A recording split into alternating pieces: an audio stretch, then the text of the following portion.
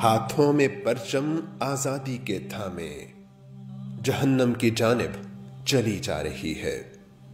नहीं खौफ रुसवाइयों का जरा भी, रंग इब्लीस में ये रंगी जा रही है।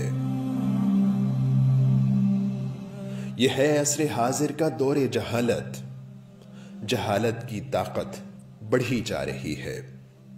मिस्र की औरतों सा तबर्रुज तफहुश बेहयाई के जीने चढ़ी जा रही है।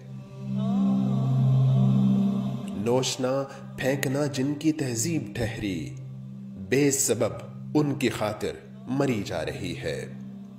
सरे बाम औरत की तशहीर पीछे साजिशे कत्ले इस्लाम की जा रही है।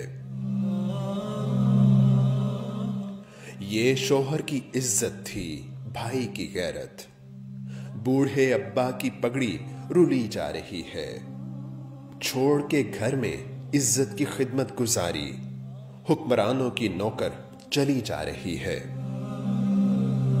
मुहाफिज थी चादर, किला घर का आंगन, चलते नेज़ों के आगे बिछी जा रही है। इज्जतों के जो इस दौर निकले जनाजे, कल को कहना ना बेटी गढ़ी जा रही है।